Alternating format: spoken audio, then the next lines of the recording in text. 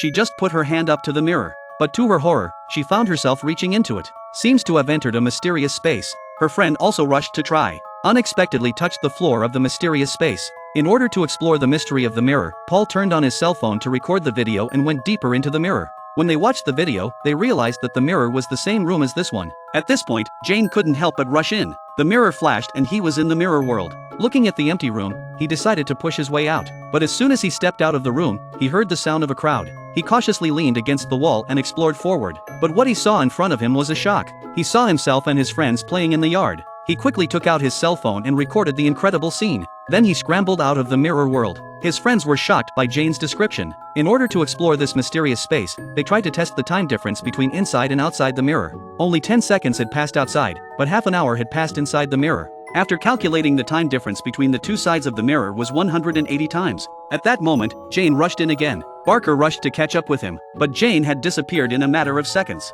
Buck had to return to the empty room. Buck told them the room was empty. Then Jane came back. When they entered together, holding hands, they were able to reach the same space at the same time. That means there's an infinite number of time zones in the mirror. They were in different time zones. Finally, they found a way to close the passage. If they straighten the mirror, it will instantly turn into a normal bronze mirror. What's the best thing to do with such an incredible artifact? Their answer was to surpass their peers. They worked in the mirror world for over a month. In the real world, only a few hours had passed. They smashed the results in the face of the client. It's a great feeling. Afterwards, they realized why they had to keep working when they could time travel. Now the people in the mirror world are in trouble. They snuck in and took someone's wallet without a word. Then they went to the mall and bought everything they wanted. They didn't stop until they'd spent all their cash and maxed out all their credit cards. The room was filled with all kinds of luxury goods that they bought over and over again. In a few days' time, the poor losers turned into tycoons. Now spending money has become their problem.